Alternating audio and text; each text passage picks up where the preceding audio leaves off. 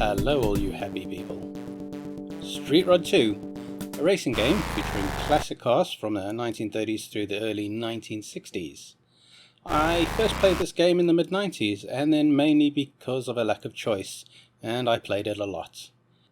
There are much better racing games, but this is what I had, and was feeling nostalgic enough to want to play again, and relive my glory days.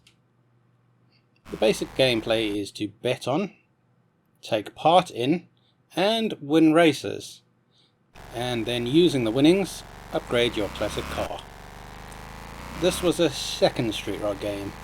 For research, I have found and played the original Street Rod on retrogames.cz to compare, and Street Rod 1 has pretty much the exact same interface and feel as Street Rod 2, but different cars, limited to only 2 races, we'll cover the 3 later, and different locations. So let's get into it. When you start, choose the video mode, sound options, and you can enter a name for your driver's permit. Then, with a starting bankroll of $1,200, you're presented with the classifieds in the newspaper. Buy a car, and if you have some left over, buy some upgrades from the used parts section. I almost always played with the 1963 GM Corvette if I could get hold of it. Once the car is purchased, it rolls into your garage. This is where you can tune it, upgrade it, paint it, and if you have multiple cars, sell them off, and sell off any old parts that you've used.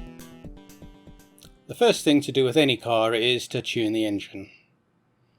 To tune, just pop the bonnet, and it's a very simplified tuning process. Just align the lines till that engine purrs.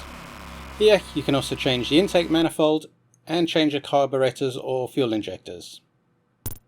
After every few races, it's a good idea to check back in and retune it. The engine is not the only upgrade. There's also the exhaust, which is a simple replace, and the transmission. Just undo the bolts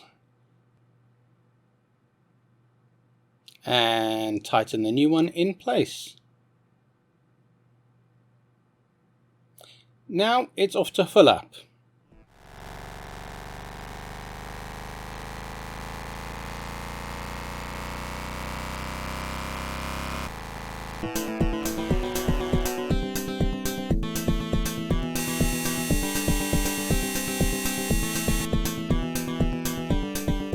$5 to fill the tank? How much more expensive could this get? Next it's off to Burger's Bungalow to find some racing action. So enjoy the view, maybe have a burger and challenge the locals. But don't forget to admire and compare when you pop their hood and check out their engine. If it looks better than yours, best let them go and see what the next loser is like. Once you find a loser, challenger, you can choose from 3 different races and bet different amounts. From just for kicks to pink slips, which means you get to keep their car. For a straight up drag race, unlike the first game, you can't bet your car, so just $10 or $50. And again, unlike the first, it's a straight road. But this doesn't mean it's a smooth ride. Oh no. There are no rules. Your opponent will try to bash you and you can ram them. It's the easiest race, but the performance of your car makes the most difference for this race. And of course, if you really want to make some money, pink slips are the way to go.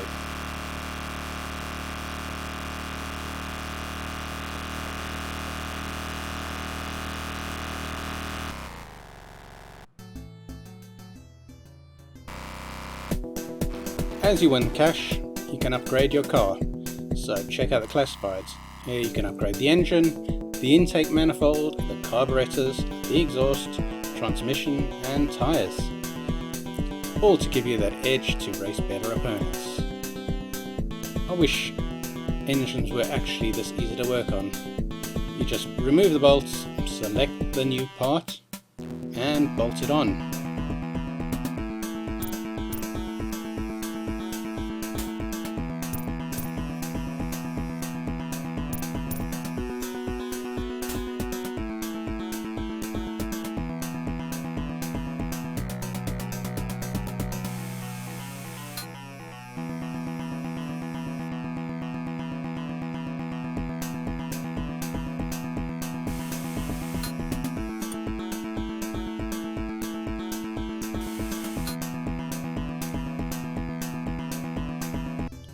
It's the same for the transmission.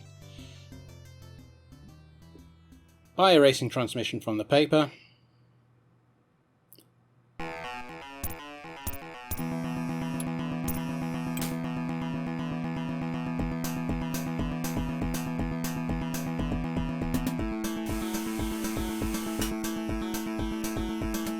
Fit it.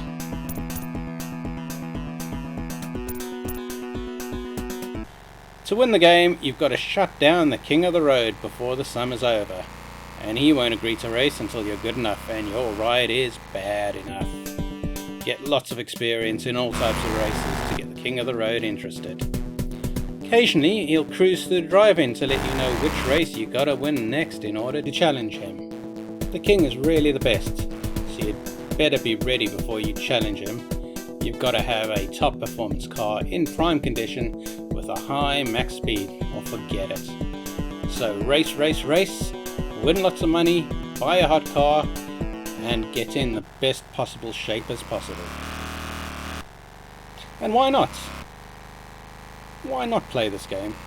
Because if you have been watching, the frame rate is terrible. The handling is like steering a cow, and the aqueduct and Mullen drives are psychotically difficult. Which brings us nicely onto the bugs with this game.